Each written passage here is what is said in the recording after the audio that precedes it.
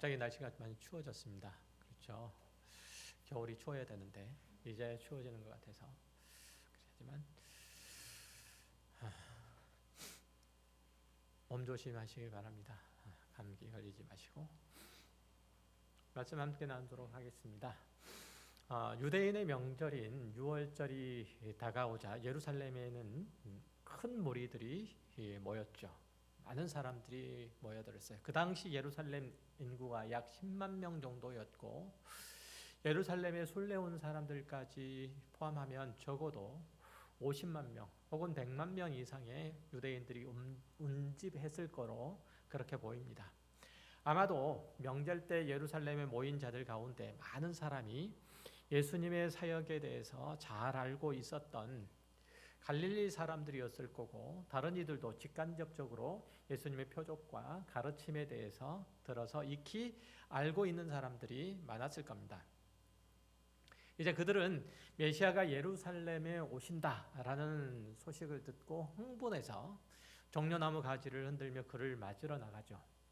종려나무 가지는 원래 마카비 시대부터 유대인들의 국가적인 상징으로 쓰였는데 예수님이 예루살렘에 입성하신다는 소식을 듣고 유대인들이 그 손에 그 가지 하나씩을 들고 호산나 찬송하리로다. 주의 이름으로 오시느니 곧 이스라엘의 왕이시여. 이렇게 외치며 그분의 오심을 찬양한 것은 예수님에 대한 그들의 기대를 그대로 반영하고 있는 것이죠. 그들이 종려나무 가지를 흔들고 환영한 것은 마치 우리가 태극기를 들고 대통령을 환영하는 그것보다 훨씬 더 큰 의미를 가진 것일 거예요. 어쨌든 지난 시간에 확인했던 바와 같이 예수님께서 행하신 표적을 보고 나사로의 집에 모여서 잔치를 즐겼던 유대인이나 오늘 본문에서 예수님의 예루살렘 입성을 환영하는 무리들도 예수님이 자신들을 로마의 압제에서 해방시키고 그 옛날 다윗 시대의 영광을 재현하리라 라는 기대감에 충만하여서 그렇게 외쳤을 거예요.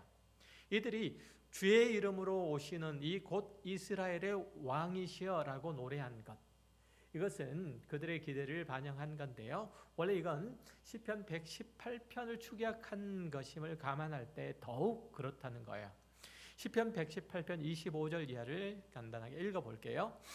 여호와여 구하옵나니 이제 구원하소서. 여호와여 우리가 구하옵나니 이제 형통하게 하소서.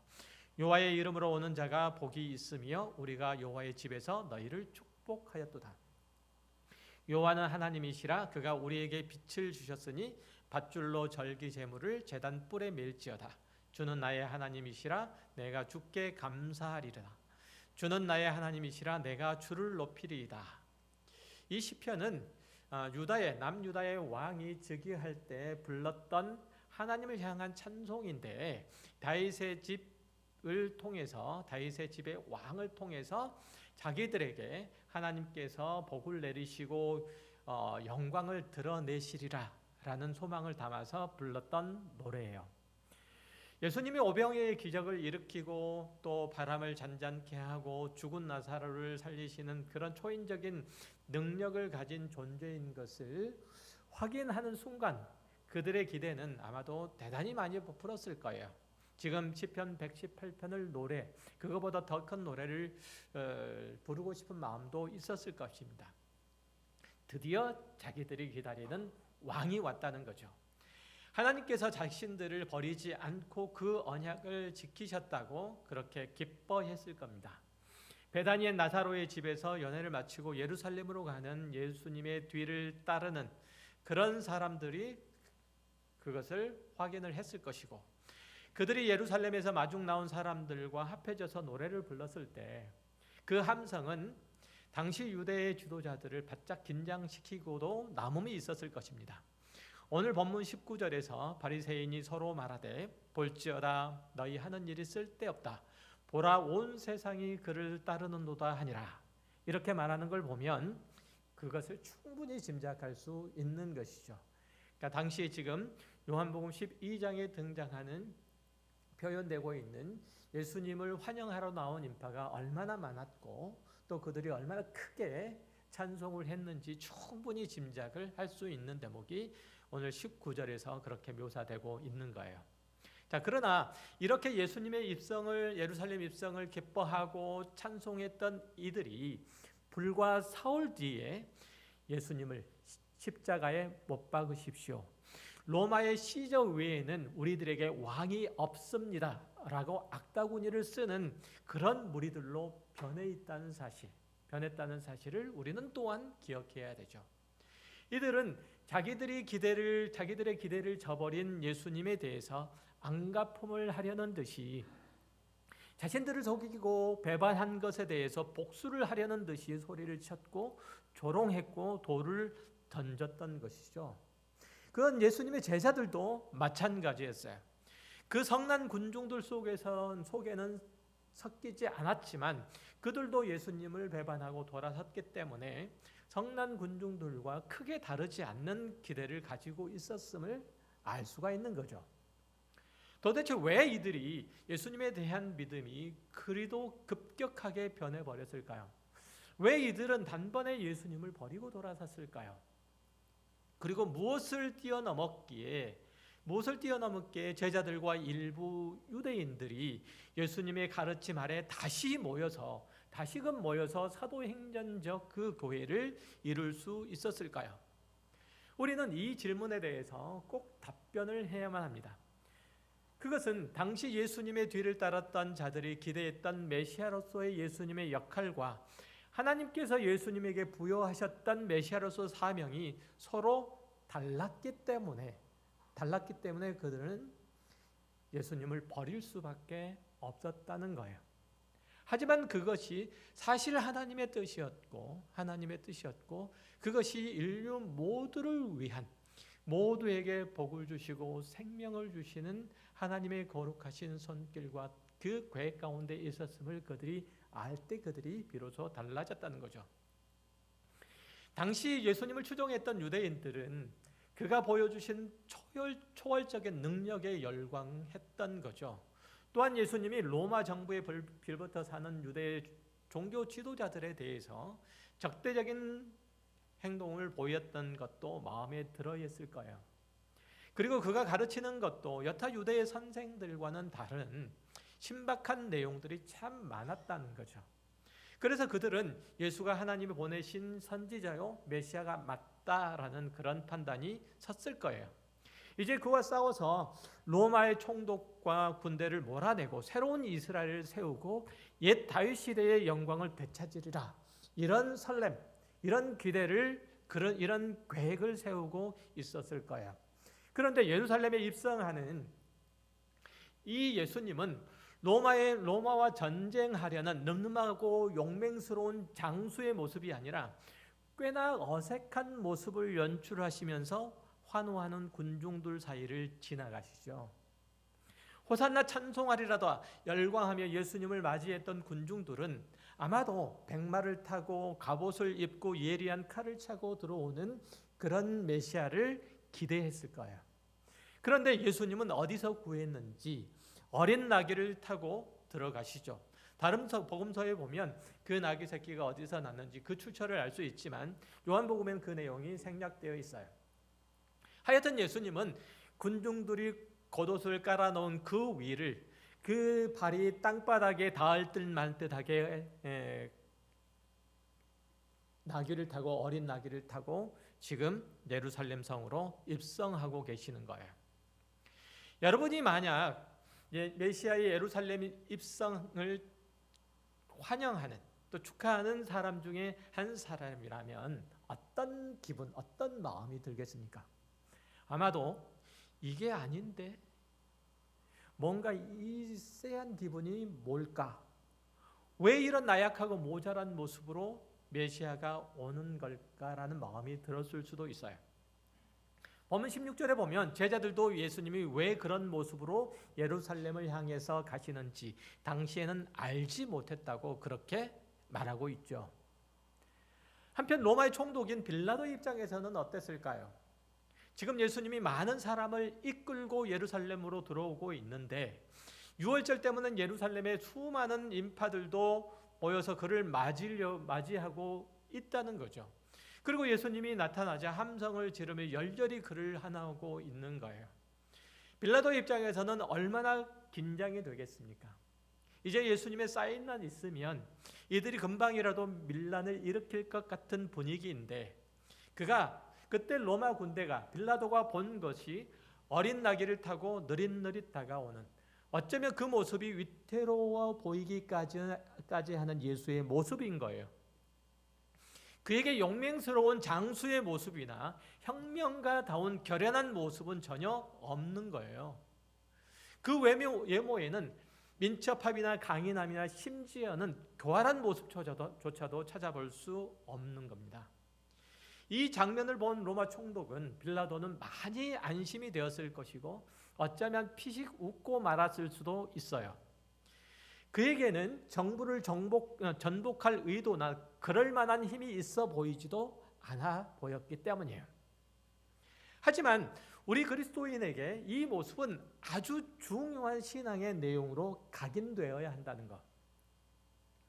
우리는 보통 이 장면에서 예수님의 겸손함을 논하거나 그가 예언에 응하려고 그 모습으로 이 길을 지나셨다라고 이해하고 넘겨버리죠. 하지만 그렇게 간단히 하고 넘어가기에는 너무 깊은 의미가, 그 내용이 담겨져 있는 거예요. 그 부분을 제대로 짚고 넘어가지 않으면 우리의 신앙은 늘 겉돌 수밖에 없는 거예요. 우리의 믿음의 태도는 늘 세상을 향해서 나아갈 수밖에 없다는 거죠. 자, 본문 15절을 보면 예수님이 나귀를 타고 예루살렘에 입성하신 것이 성경에 기록된 바 그것을 응하려 했다고 그렇게 말하죠. 스가랴 9장 9절 말씀이에요. 이렇게 되어 있죠. 시온에 따라 크게 기뻐할지어다, 예루살렘에 따라 즐거이 부를지어다. 보라, 내 왕이 내게 임하시나니 그는 공의로우시며 구원을 베푸시며 겸손하여서 나귀를 타시나니 나귀의 작은 것 곧 나귀 새끼니라. 방금 읽은 내용을 보면 이스라엘을 구원하는 왕이 오시는데 나귀 새끼를 타고 오신다고 말하고 있죠. 구약을 잘 아는 이스라엘 사람들, 유대인들의 입장에서 예수님의 이 모습을 보고 스가랴 9장 9절의 말씀을 떠올릴 수 있었을 거예요. 지금 유대인들은 나귀 새끼를 타고 오시는 예수님을 충분히 이해할 수 있고 용납할 수도 있어요. 선지자 스가랴의 예언을 응하려고 저런 모습으로 올라오고 있다라고 그렇게 여겼기 때문이죠. 그래서 아직까지는 그들은 자기들을 구원할 메시아가 바로 저다라고 기대를 하고 있고 그와 함께 그 일을 이뤄낼 것이라는 각오도 또한 저버리지 않고 있어요. 아직까지는.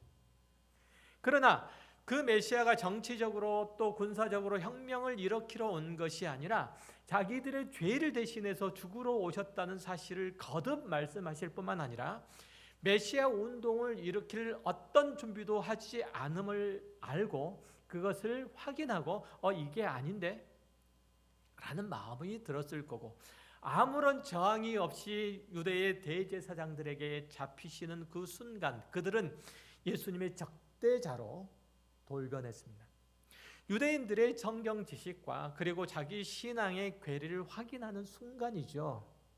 그들은 메시아가 겸손해서 나귀를 타고 오신다는 것이 무엇을 의미하는지 진지하게 생각해 보지 않았어요. 그들은 하나님이 누구시고 그가 그들을 향해서 어떤 뜻과 계획을 품고 계시고 궁극적으로 이루시는 것이 무엇인지를 그들은 이해하려고 하지 않았고 알려고 하지 않았고 받아들이려고 하지 않았어요. 그러니 예수님이 나귀 새끼를 타고 등장하자 그가 메시아인 것은 확인했지만 그 메시아로서 그가 하실 일은 여전히 로마 군대를 유대 땅에서 몰아내는 일이라고 하는 그 생각은 바뀌지 않았던 거죠. 그들의 눈에는 지금 예수님이 백마를 타고 입성하는 것으로 보였을지도 몰라요. 유대인들은 하나님의 언약의 말씀을 너무 안이하고 피상적으로 그리고 자기가 듣고 싶은 대로 받아들이고 있었기 때문이죠. 성경이 지적하는 인간의 존재의 나약함 그리고 그 본성의 악함을 전혀 진지하게 생각해 보지 않았다는 거예요. 그들에게 생긴 현실적인 문제가 무엇 때문에 비롯되어 있는지 그들은 심각하게 고민하지 않는 거예요. 예수님께서 왜 십자가를 지셔야만 한다고, 자기 죄를 사려고 이 땅에 오신 분이라고 그렇게 말씀하시는지를 그들은 전혀 이해할 수 없었던 거예요. 받아들일 수가 없었던 거예요. 우리도 마찬가지 아닙니까? 예를 들면 요한 3서 2절에 사랑하는 자여 내 영혼이 잘됨 같이 내가 범사에 잘되고 강건하기를 내가 간구하노라. 이 말씀을 보고 만사형통이라는 단어를 떠올릴 거예요. 그래서 예수를 믿으면 이렇게 됩니다 라는 에서 이렇게라는 자리에 각종 좋은 것을 넣고 싶어요. 예수를 믿으면 부자 됩니다. 가정이 화목해집니다. 자녀가 좋은 직장에 취직합니다. 남편이 영전합니다. 고민하는 문제가 풀립니다. 뭐 그런 소망이 죄가 되는 것은 아니지만 그런 기대대로 될 수도 있지만 사실 그런가요? 그리고 방금 읽은 구절도 선언이나 약속이 아니라 기원이에요. 기도하는 표현이란 말이죠. 제발 성경을 읽을 때 나 읽고 싶은 대로 읽지 마세요. 내가 그 전에 읽었던 대로 습관적으로 읽지 마세요. 잔소리를 하나 할게요. 성경 공부하는데 왜 안 들어오세요? 교회 나오는 것도 아니고 예배당에 나와서 하라는 것도 아니고 줌으로 하는데 안 해요. 왜 그럴까 생각을 해봤는데 두 가지 정도? 이렇게 생각해 봤어요. 지금 성경을 읽는 것을 멀리하고 있거나 지금 여러분 성경을 안 읽고 읽거나 일주일에 1시간 공부를 통해서 성경을 통달하고 싶은데 그렇게 기대했는데 그 기대가 이 성경 공부를 통해서 충족이 안 됐기 때문이에요. 아니에요. 성경을 읽기를 게을리한다는 것은 내가 하나님께 대하여 게을리하고 있다는 사실을 아셔야 돼요. 아멘 하세요?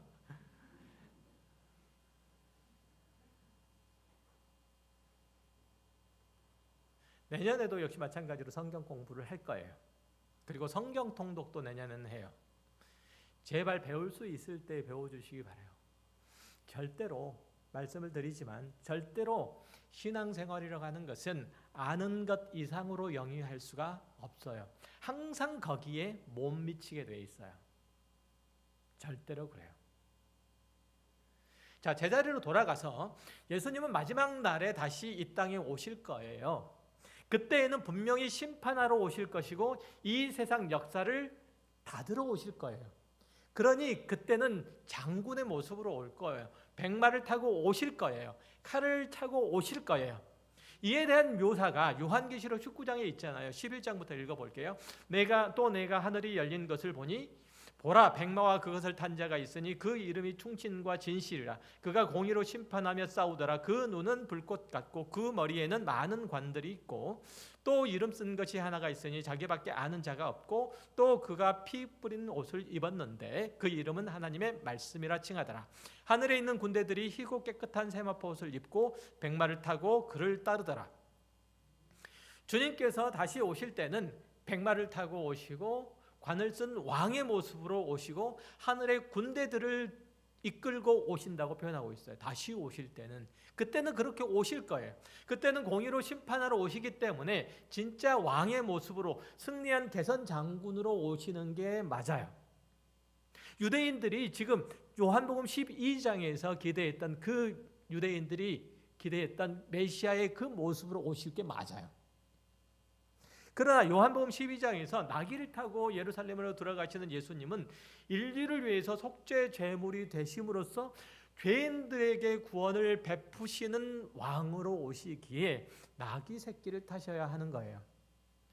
그 부분을 오해하기 때문에 유대인들은 종려나무 가지를 흔들면서 호산나 찬송하리로다 외치면서 메시아 오심을 열렬히 환호하지만 불과 며칠이 지나지 않아서 그를 십자가에 못 박아라 라고 하는 소리치는 적대자로 변한 거예요. 억울한 거죠. 자신들이 속았다는 거예요. 당시 유대인들이나 지금 우리나 할 것 없이 필요한 것은 구원의 십자가가 아니라 구원하는 십자가가 아니라 구원하는 칼인지도 몰라요. 여러분 가슴에 손을 얹고 생각을 한번 해보세요. 십자가가 마음에 드십니까? 칼이 마음에 드십니까? 여러분에게 구원이 어떤 식으로 이루어졌으면 좋겠습니까? 여러분의 마음에 들지 않는 것들을 싹 다 칼로 도려내고 좋은 것들로만 그 자리에 채워주면 구원이 이루어질까요? 그런 구원을 바라십니까? 여러분의 삶의 환경이 유토피아가 되면, 에덴 동산이 되면 참된 평화와 기쁨과 안식이 올까요? 당시 유대인들은 자기들이 구원을 필요로 하는 자들이고 하나님의 긍휼 안에 살아야 한다는 사실을 인정하지 못했어요. 자기들은 당연히 하나님의 백성인데 로마인들이 무단으로 그들을 침입해서 무력으로 자신네들을 압박하고 수탈하고 있으니 거기서부터 벗어나기만 하면, 거기서부터 구원을 받기만 하면 될 것으로 생각을 했다는 거예요. 하나님께서 약속하신 메시아가 오기만 하면, 그가 칼로 로마의 학정에서 자기네들을 구원하기만 하면 모든 것들이 다 제자리에 돌아오고 평화를 되찾을 수 있을 거라고 생각했을 뿐, 자신들에게 당면한 문제가 뭐고 그것이 궁극적으로 자신의 죄로부터 비롯된 것을 알지 못했던 거예요. 그러니 자기들이 죄를 회개해서 구원을 받아야 되고 예수님 당신이 그 일을 하시려 십자가에 오르셔야 함을 아무리 설명을 해도 그들은 받아들일 수가 없었던 거죠. 오늘날 성도 중에는 당시 유대인들과 같이 메시아의 역할을 오해하는 사람은 아마 없을 거예요. 이미 십자가에 못 박힌 예수가 그리스도이심을 알고 인정하고 있기 때문에 이 자리에 있으니까요. 그렇죠. 그러나 그리스도인이란 하나님께 반란을 일으키고 스스로 왕이 된 자리에서 내려와서 십자가에 못 박힌 예수를 그 자리에 앉히고 마리아처럼 향유를 부어 머리털로 그 발을 씻기는 그 회개와 믿음이 있어야 함을 믿고 또 시인하는 성도는 참 적어요. 나에게 맡겨진 삶과 그 삶의 정황에서 하나님의 선하신 계획과 인도하심이 있을 거고, 나는 내 욕심을 내려놓고 그분께서 이끄시는 대로 순종하겠다, 이런 신앙보다는 오히려 하나님께서 내 삶의 환경에 오셔서, 내 삶의 자리에 오셔서 어디 뭐 더 필요한 거 없냐? 이렇게 헤아리시다가 내가 원하는 것만 골라서 척척 주셨으면 좋겠어요. 요즘 아파트 값도 많이 떨어졌다고 하는데 그것도 한 두어 채 주시고, 명품 코트, 가방, 신발 이런 것들도 좀 세트로 주시고, 불로소득도 좀 많이 주셔서 일 안 하고 어디 여행이나 다니면서 유유자적하게 그렇게 살았으면 좋겠어요. 그게 복이었으면 좋겠고, 그게 내 삶의 유일한 낙이었으면 좋겠고, 그렇게 쭉 내 생애가 지속됐으면 좋겠어요. 만약 하나님께서 그렇게 해주신다면 정말 하나님께 대한, 하나님과 나 사이에 참된 기쁨과 평화와 만족과 안식이 올까요? 하나님께서 나를 그렇게 해주신다면 나와 하나님 사이에 평화가 올까요? 만족이 올까요? 기쁨이 올까요? 안식이 올까요? 나는 하나님 앞에 죄인이고 오직 예수만이 그가 지신 십자가만이 나를 구원하리라, 이런 믿음이 생길까요? 오직 하나님만이 나의 기쁨이요 사랑이요 만족이라는 그 고백이 나올까요? 그 말씀을 따라서 사는 것만이 이 어둡고 칙칙한 세상에서, 험악한 세상에서 길을 잃지 않으리라는 그런 절박감이 생길까요? 절대로 그렇지 않을 거예요. 여러 번 말씀드리지만 아담과 그의 아내는 완벽한 환경이 펼쳐진 에덴 동산에서 하나님을 저버렸어요. 우리의 죄악된 본성을 보고 그것을 날마다 십자가에 못 박는 일들을 하지 않으면 오히려 지금 열렬히 예수님을 환영하는 사람들처럼 우리가 신앙하는 예수님에 대해서 실망하고 결국은 그분을 십자가에 못 박으라고 내어줄 수밖에 없다는 거예요. 그래서 우리는 누가복음 19장 41절 이하에서 예수님께서 말씀하신 것을 곰곰이 생각하고 가슴에 새길 필요가 있어요. 볼게요. 가까이 오사 성을 보시고 오시며 이르시되 너도 오늘 평화에 관한 일을 알았다라면 좋을 뻔하였거니와.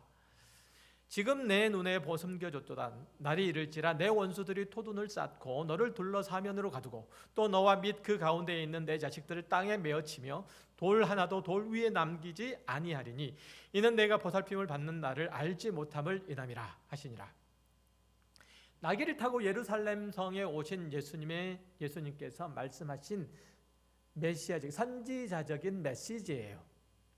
그러니 그들이 칼을 들고 무력으로 평화를 만들 메시아를 기다리다가 예수님이 그것을 이루어 주실 줄 알고 기대했다가 안 되니까 십자가에 못 박으면서 그 피를 우리와 우리 자손에게 돌리십시오 라고 소리를 지르다가 결국은 그들이 로마인들의 칼에 그나마 누리던 자유마저도 빼앗기고 마는 거잖아요.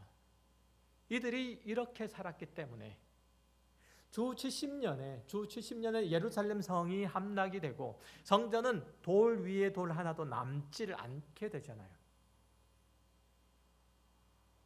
우리는 나는 죄인입니다 라는 사실들은 인정하지만 그렇다고 하나님을 의지하고 그 안에 살기를 즐거워해 보이지도 않아요. 우리 안팎에 있는 죄가 우리를 격동하는 일상을 만들어낸다고 인정을 하면서도 거기에서 벗어나 거룩하신 하나님 앞으로 오기보다는 우리의 삶의 환경이 개선이 되어서 편안한 하루를 보내기를 더 원하죠. 예수님이 우리 죄인인 것을 고치러 오셨고 십자가를 지셔야만 우리를 구원할 수 있다는 그걸 알고 있지만 막상 그 십자가 앞에 서면 너무 초라하고 무기력하고 우울하고 비참해서 빨리 벗어나고 싶어요. 그게 우리예요. 행여 사람들에게 내게 있는 십자가가 들킬까 봐 얼른 감추고 싶죠.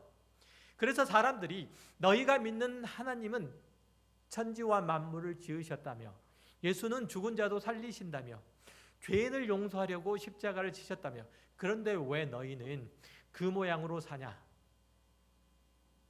너희는 영원한 천국을 바라며 산다며 그런데 왜 이 세상이 전부인 것처럼 사냐? 라고 그런 식으로 비난하면 할 말이 없는 거예요. 유대인들이 예루살렘에 입성하는 예수를 보고 자기 겉옷을 깔고 종려나무를 가지를 흔들며 환영했던 이유는 그가 자신들의 어려운 형편을 고치리라, 자기들의 모든 고통과 억압과 핍박을 끊어내리라 기대했기 때문이에요. 그러나 예수님께서는 그렇게 안 하셨죠.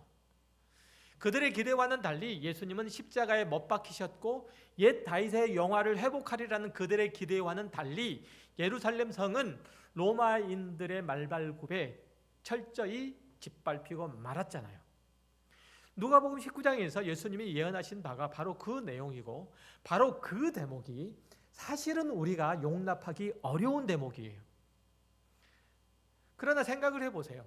당시 유대인들의 기대처럼 예수님이 백마를 타고 갑옷을 입고 예루살렘에 입성했다면, 잘 들으세요, 당시 유대인들의 기대처럼 실제로 예수님이 백마를 타고 갑옷을 입고 예루살렘 성에 입성하셨다면 누가 하나님의 구원을 얻을 수 있었을까요?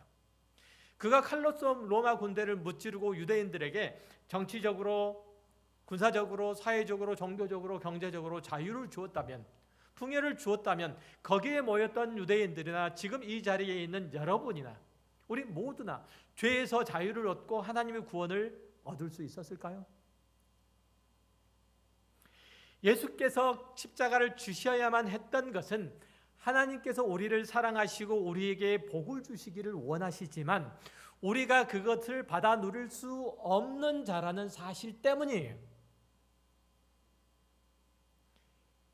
우리의 환경을 아무리 개선한다 할지라도, 우리의 조건을 아무리 좋게 한다고 할지라도, 심지어는 우리의 마음을, 우리의 삶의 행동을 아무리 도덕적으로 고양을 시킨다 할지라도 우리에게는 하나님의 복과 생명을 얻을 만한, 그것을 담아낼 만한 그릇이 없기 때문이에요.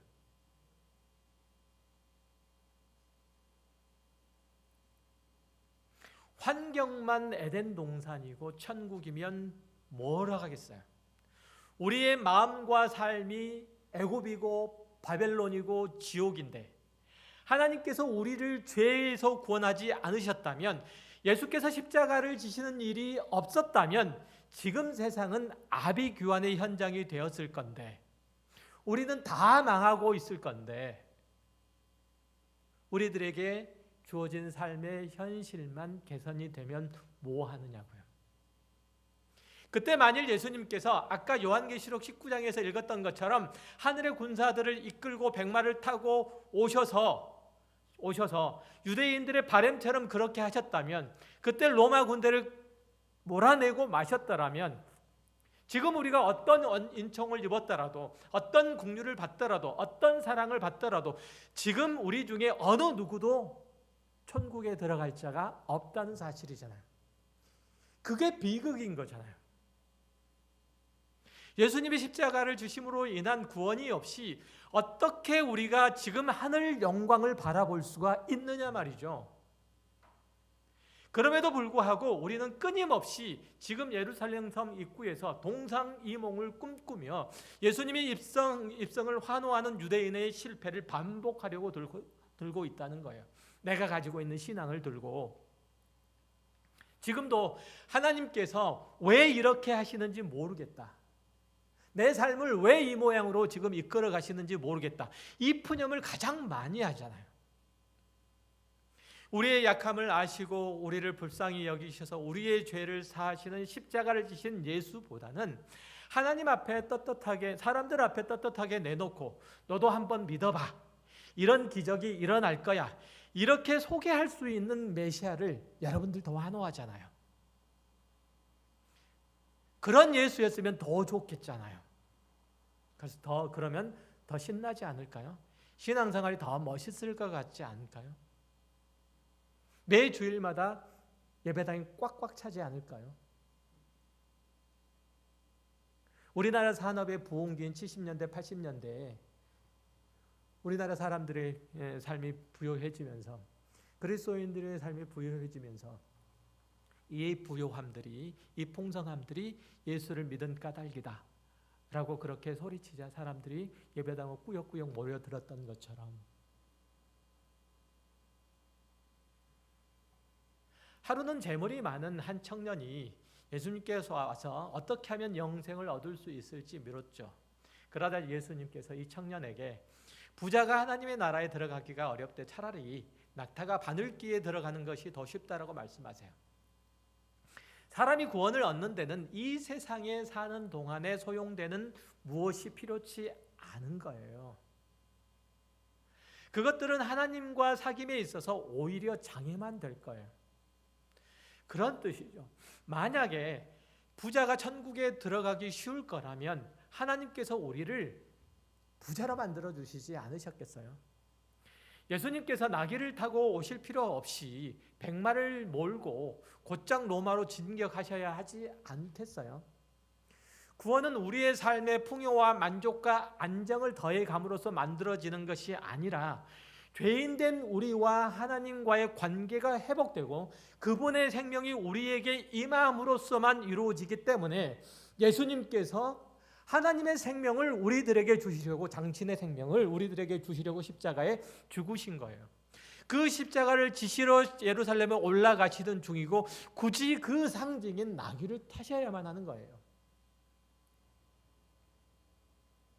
예수님께서도 백마를 타는 게 폼이 나셨겠죠. 혹시 여러분 중에 자기 삶의 부강함을 이루려고 이 자리에 앉아 계시는 분이 계시다면 빨리 나가서 일하세요.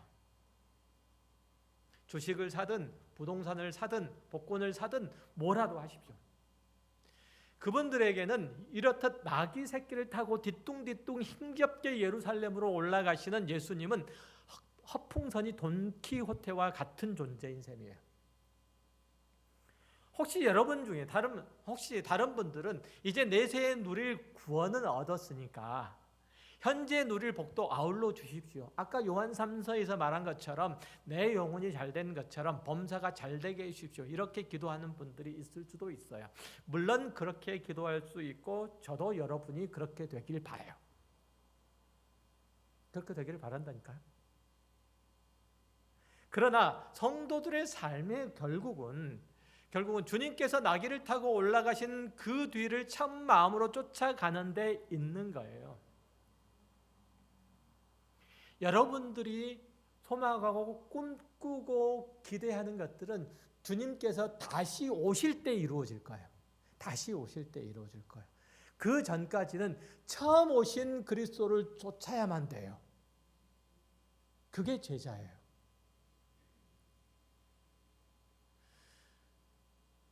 겉옷을 깔고 종려나무 가지를 흔들고 호산나 찬송하리로다 외치더라도 이제 십자가를 지심으로 우리를 구원하신 예수를 환호해야 한다는 그런 의미예요. 그가 우리를 구원하기 위해서 심판을 보류하시고 그 영광을 감추시고 우리 죄를 대속하시려고 죽으신 것을 감사하고 그 뒤를 따라야 한다는 거예요. 아까 예를 들었던 부자 청년과 예수님과의 대화 이후에 베드로가 물어요. 주님, 우리는 모든 것을 다 버리고 주를 따랐는데 그러면 우리는 무엇으로 보상을 받습니까? 무엇으로 우리가 하나님의 나라의 사람인 것을 확인할 수 있습니까? 예수님께서 말씀하세요. 마태복음 19장 28절 이하를 제가 읽어드릴게요. 예수께서 이르시되 내가 진실로 너희에게 이르노니 세상이 새롭게 되어 인자가 자기 영광의 보좌에 앉을 때에 나를 따르는 너희도 12보좌에 앉아 이스라엘 12지파를 심판하리라. 또 내 이름을 위하여 집이나 형제나 자매나 부모나 자식이나 전토를 벌인 자마다 여러 배를 받고 또 영생을 상속하리라. 그러나 먼저 된 자로서 나중되고 나중된 자로서 먼저 될 자가 많으니라. 예수님은 제자들의 지극히 현실적인 보상 요구를 어떤 것으로? 내세 것으로 바꾸시는 말씀을 하신 거예요. 주님께서 다시 오셔서 이 세상을 심판하실 때 성도들은 그동안의 모든 일들에 대하여 신원을 받을 거고 제자들의 삶은 이 세상의 모든 사람들의 삶을 판결하는 기준이 될 거예요. 여러분의 삶이 이 세상 사람들의 삶을 판결하는, 심판하는 기준이 될 거라는 거예요. 지금 마태복음 19장에서 얘기하는 얘기가 그렇잖아요. 제자들이 12지파를 심판하는 자리에 앉는다는 얘기가 그 얘기인 거예요. 예수님은 제자들이 지극히 현실적인 보상 요구를 내세 것으로 이렇게 바꾸셨잖아요. 그러니까 지금은 맨 앞에서 힘을 쓰고 주목받고 많은 것들을 누리는 사람일지라도 그때는 달라질 거라고 얘기를 하잖아요. 왜냐하면 그때는 이 세상의 원리와 가치와 내용이 아니라 하나님의 나라의 가치와 원리와 이치, 이런 것들이 사람들을 이끌게 될 것이기 때문에 그래요. 그래서 먼저들, 맨 앞에 있는 자가 맨 뒤에 설 수도 있고 맨 뒤에 서는 자가 맨 앞에 설 수도 있다고 말하는 거예요. 반대로 이 세상에서 하나님의 나라를 사는 사람은 정말 어렵고 힘든 삶을 살 거예요. 왜냐하면 세상은 우리에게 칼을 들고 자기를 증명하라고 늘 말하기 때문에 그래요. 그리스도인은 어떤 방법을 통해서도 우리가 하나님 나라의 사람이 되는 것을 객관적으로 증명할 수 없는 사람들이에요. 그리스도인은 어떤 방법을 통해서도, 다시 한번 말씀드려요. 그리스도인은 어떤 방법을 통해서도, 세상의 어떤 방법을 통해서도 우리가 하나님의 나라의 사람임을 객관적으로 증명할 수 있는 길이 없는 사람들이에요. 그래서 여러분의 삶이 억울할 수밖에 없어요. 때로는 지칠 수밖에 없어요. 때로는 고통스러울 수밖에 없어요. 외로울 수밖에 없어요. 여러분들이 세상 가운데 살면서 그렇게 외로운 거예요. 그래서 교회에 와서 서로를 보는 거잖아요. 서로를 보는 거잖아요. 그래서 서로 인사를 하는 거잖아요. 나 같은 놈이 또 있네. 속된 표현으로. 그런 거예요. 나 같은 사람이 또 있네. 나 혼자 외로운 줄 알았더니 나처럼 이 세상이 아니라 영원한 천국을 바라며 오늘을 참고 인내하며 또한 하나님께서 이루실 일들을 소망하고 기다리고 믿음으로 붙잡고 있는 이가 또 있네. 교회 안에서 서로를 보면서 그렇게 확인하는 거예요.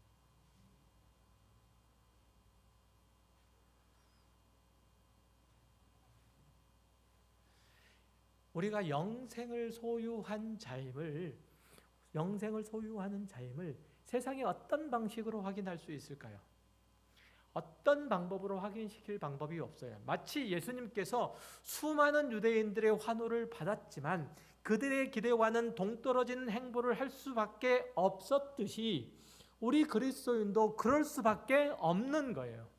여러분들도 그럴 수밖에 없다니까요. 그게 여러분의 운명이에요. 싫으세요? 우리 중에 어떤 이들은 현실적인 어려움들을 해결하고자 기독교 신앙을 가졌을 수도 있어요.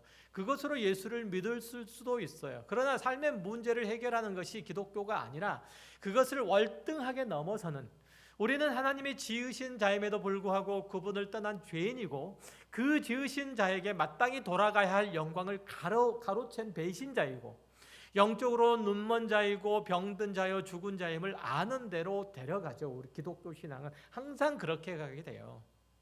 우리가 처음 기독교 신앙에 발을 디뎠을 때 문제가 해결되었든지 안 되었든지, 내가 어떤 문제를 가지고 내가 교회의 문을 두드렸든지, 그 문제가 해결됐든지 안 됐든지 그것과는 상관없이 지금 우리의 인간과 인생에 대한 안목과 목표가 바뀌어 있잖아요. 그렇잖아요. 과거에 겪었던 모든 불행이 사실은 인간의 어리석음과 죄로 인한 것이고 그런 인간을 다시 창조하시려고 예수께서 십자가를 지셨음을 믿게 된 거잖아요. 참 신앙 안에 들어오게 되었잖아요. 이제 우리는 마리아가 예수님의 발에 향유를 붓고 그 머리털로 씻김으로써 예수의 십자가에 오르심을 찬양한 것처럼 우리의 삶의 고난이라도 주님께서 허락하신 것이라면 기꺼이 감당하겠노라고 그렇게 예수 앞에 엎드린 자예요. 요한복음 13장에서는 예수님은 제자들의 발을 씻기세요. 마리아가 예수님의 발을 씻긴 것처럼 예수님께서 제자들의 발을 씻김으로써 당신의 십자가의 지심의 가치와 의미를 설명하시고 제자들을 당신의 삶의 자리, 당신의 십자가의 자리, 당신의 영생의 자리로 그렇게 초대하신 것처럼 우리도 십자가에 오르신 예수의 발에 입을 맞추고 그 뒤를 따르기로 한 사람이잖아요. 물론 제자들은 당시에 예수님의 그 초대에 온전히 응하지 못하고 실패하고 말았죠. 본문 16절에서 제자들은 처음에 이 일을 깨닫지 못하다가 예수님께서 영광을 얻으신 후에 이것이 예수께 대하여 기록되신 것을 알고 것인과 사람들이 예수께 이같이 한 것임을 생각났다, 이렇게 보도하는 바와 같이 그들은 스가랴 9장이 말씀하신 것이 무엇인지 그 의미도 모르고 자기의 욕심에 눈이 멀어서 그저 신이 나서 떠든 것뿐이에요. 그러나 사도행전에 등장하는 사도들, 그 제자들은 더 이상 그 실패를 다시 하지 않은, 그 실패에 머물러 있지 않는 자들이었다는 거예요. 성령께서 예수가 누구이신지 알게 하신 후에 그들은 달라졌어요. 여러분은 성령께서 예수가 어떤 분이신지 알게 하신 자들이잖아요. 그럼 달라져야 되는 거잖아요.